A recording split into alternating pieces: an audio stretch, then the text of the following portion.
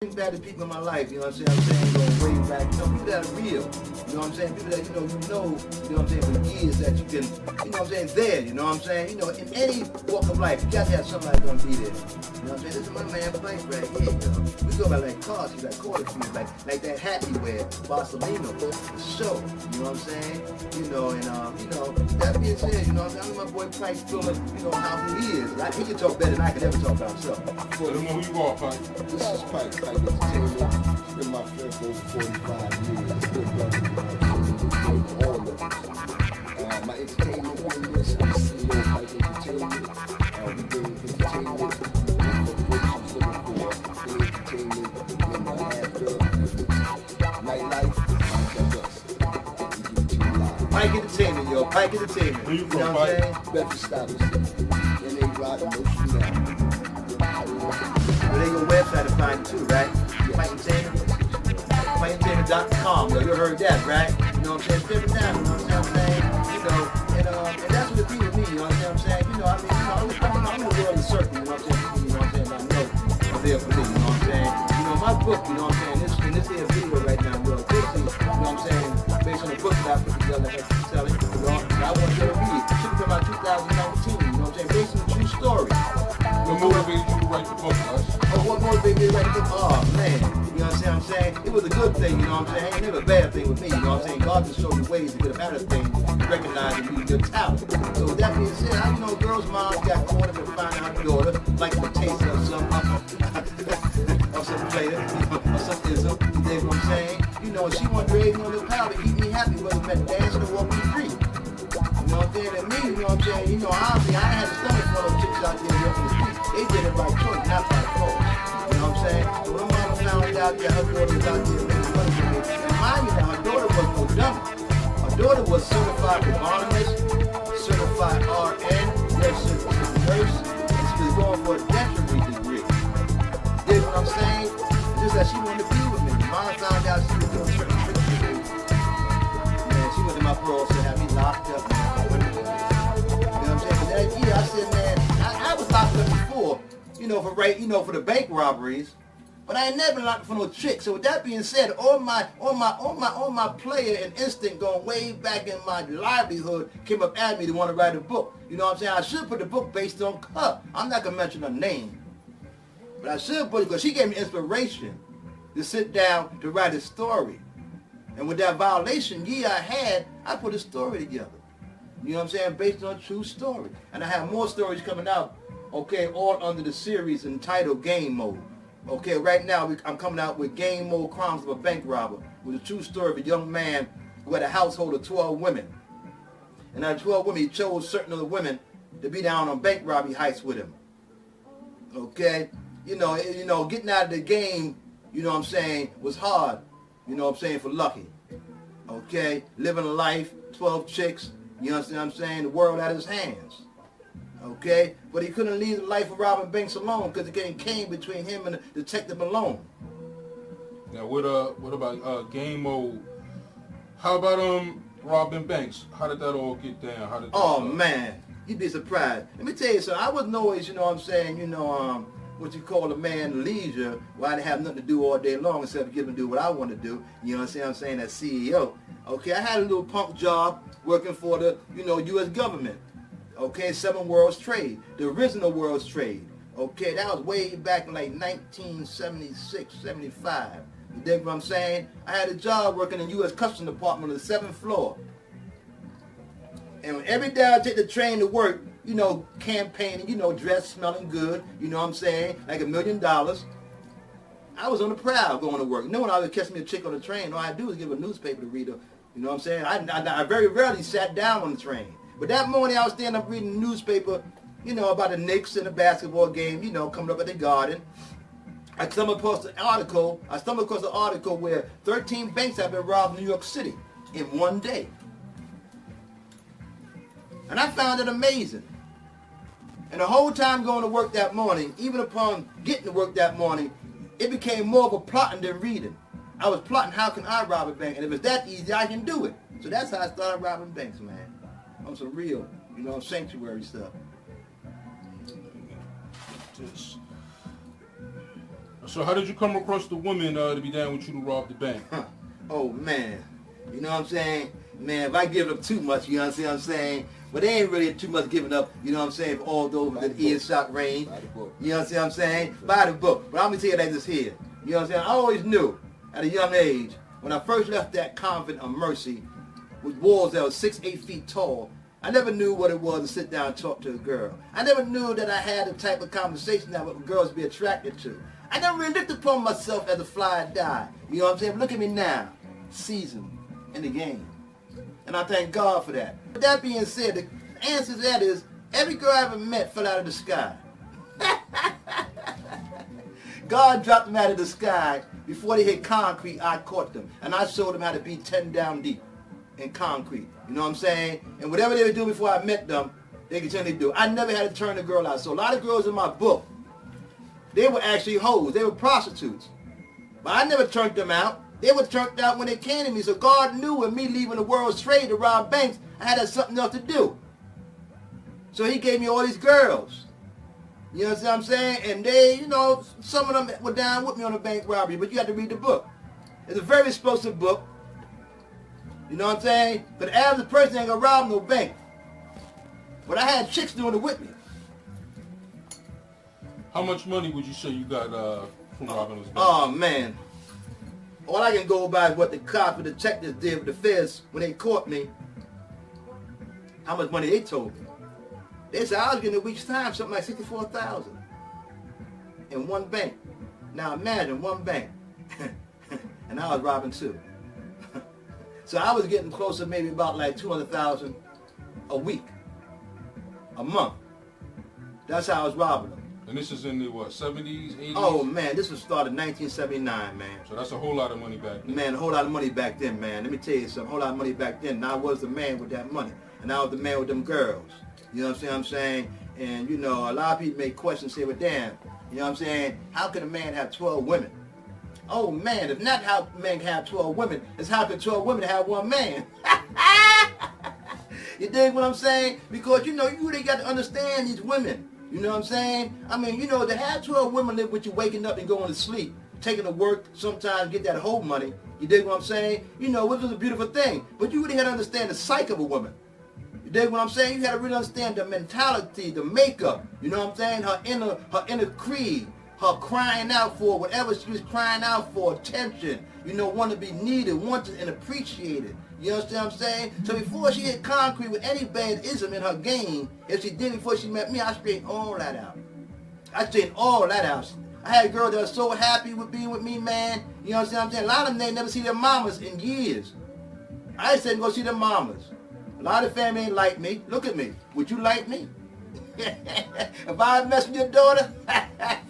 But it was all good because your daughter learned a lot from me. All these girls learned something from me. All right?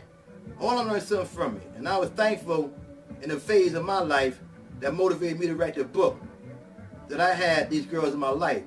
Because if it wasn't for these girls in my life, the book wouldn't have been exciting. So tell us, how'd you grow up? Man, I grew up, man, coming from a convent, like I said. I didn't know what the world looked like. I didn't know what other children looked like riding bikes down the street. I didn't know what a park looked like. I didn't know what a street sign looked like. I didn't know what none of that looked like being placed in a convent from a young, tender age up until 6 years old. But when I did come from behind them walls and I got my first piece of dollar, I took a paper route from somebody. My best friend, Jerry. Pike, you know Jerry. Oh, yeah. You know what I'm saying? My best friend, Jerry, he lived next door to a dude named Glenn who sold newspapers up and down the block. That next time I came out on that street, I went to his house that morning and told him, don't never sell no newspaper on the street. I'm the new newspaper boy. And from that point on, that was my initial hustle. And when I found what money can do for me with my people that I live with right here, get a picture of this right here. These people right here, these are two people that raised me. This is where it all started. You dig what I'm saying? Okay? You know, and when I found out what dollar can do for me, you know what I'm saying? Okay, this as I talk, just walk around, take pictures. Okay, I found that it can do beautiful things for you. Okay, and that's what the women came into play. That's when my hustle game really came into play. And that's when everything came into play, okay, as to me being who I am today. Okay, still 10 toes down, solid, you know, in ism, as one of my entities within game. Okay, and with that being said, I was never a pimp. I just want to get that off the record. I was never what some of you guys would call a pimp. I was bigger than that at a young, tender age. I knew what it took to get a woman. And I knew I needed a woman to get to stage level number 2. From 1, coming out from the convent door. Straight 10 down solid, God's grace upon me. For life, from the womb to the tomb. The cloth blessed upon me, a lot of you cats could never claim. Okay, because I never followed no rules in the area and hustle, you know what I'm saying, lifestyle of ism. On any platform of game. What I did from the graces and knowing I was baptized in the game. Coming from the convents, out into the street life, capitalizing, getting my money, women liking me. Me know how they understand women and their mentality. This is a gift. This ain't something I went to school for. This ain't something I had to have bad relations in order to understand a good relationship. The first girl I ever had was a white girl, and she was 6 years old. So what did you do with all that money? Man, that's in my next book too, man. That's another true story. All I can say is that upon me doing time, I got a very unusual visit from somebody. And the person I got a visit from, okay, knew about my money. Or didn't know it was my money and they found that money. And if I would have told them it was my money, they would never believe me. I was 4 years into a 15-year bid when that person come to see me, without mentioning the name, because this goes into my next book. And I'm not going to mention no names. But the question you asked me goes to my next book. Next book is called No Permission, 3 for 10. So how did you actually rob the banks with the girls? I mean, how did it actually work? Well, I can't really give them too much of that information either. Then I take away from the story. Okay, all I can tell you was this here. They were loyal. They were disciplined. And whatever I said do, they was going to do. Okay? It just so happened I asked them outside, some of them selling pussy, excuse my French,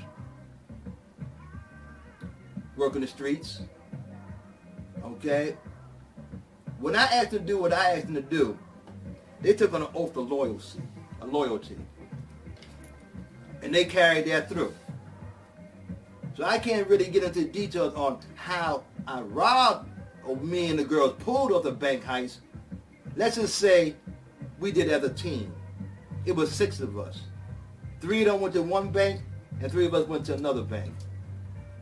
It was so planned out, mapped out right, everything looked good and was sweet for that night. You know, I can't get into the details of it once again, because I'll be giving up the storyline to the second book of Game Mode Chronicles of a Bank Robber. Because there's a follow-up to Game Mode Chronicles of a Bank Robber, which is Game Mode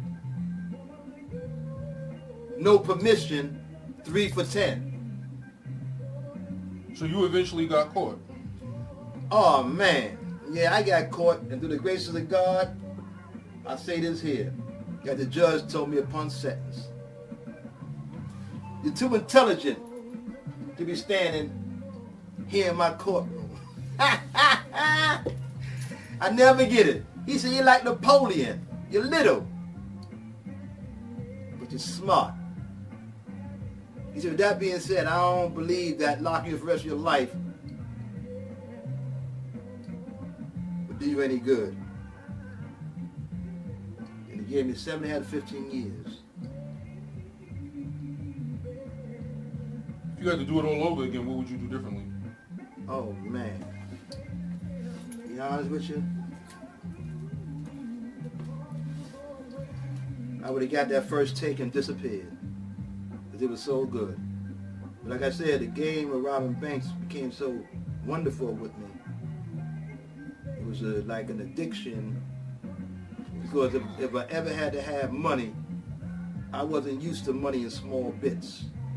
I always grew up wanting money in big sums. Because I could do more with it. So Robin Banks, it was once said, if you want the money, go for the banks. When somebody once said that, I overheard them saying, if you want money, go for the banks. And that's what I did when I read about that story. On that particular day in December 1979, I went for the banks with a team of women. And it's a true story. You know what I'm saying? So if you read it, you're going to enjoy it. You're going to like how a man was good with women, good with his craftiness. You know what I'm saying? And how a man was just doing what he knew he can do within the graces of being gifted, not only with knowing how to talk to women, but knowing how to move around his game. His game. Not anybody else's game. His game. You know what I'm saying? And that's what it was. While you was locked up, what was going through your mind? Oh man, we talk about on the violation writing the book or when I did the time for the bank robberies. Pick one. Which the bank robberies when you got. Oh locked man, up for what's that? going through my mind was this here. I got 11 years. I did 11 years, but I said I got 15. I just worked out, man. He can say, Pike can tell you. We didn't bump into each other at the penitentiary, but believe me, when I came home, you thought I was down with Lady Haney. Pound for pound. That's all I did was work out. And I got my respect to the correction officers, to every inmate. I don't care who was the toughest. And I ran across some of the toughest SJU, administrative segregation. But they didn't want me in population because I was working out too hard. And they felt I was building up a young team, an army of ninja and turtles around me. And they felt I would jeopardize the safety and security of the prison system. So more times than not, I never stayed in one prison within 68 prisons in the state of New York over a year. But that's all I did was work out. My mind was all working out. I didn't know what I was going to do when I came home. I lost the money when an unusual person came to see me. As I said earlier, when I was 4 years into my bid of 15 years and told me about some situation that involved my money, I knew my whole life and my whole plans upon doing this bid had changed. Because with that money being lost to me, I have nothing. I have no place to live. I said to myself, I have nothing.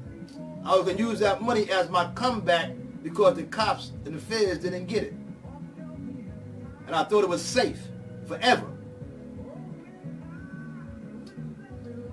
You found that not to be true. I found out when I got the unusual visit in Arthur Kill Correctional Facility that I had to make a plan another strategy upon release. And I kept saying to myself among my peers, my fellow compound peers, joking with me, recognizing me being a stand-up, tailor-made man. They had to tease me and say, what you going to do? You go home. And I had to tell them, I said, well, I thought about it. I can't rob banks no more. I said, as long as there's a girl out there in the street, a woman out there in the street, and God keeps his grace upon womanhood, I'm going to have me some money.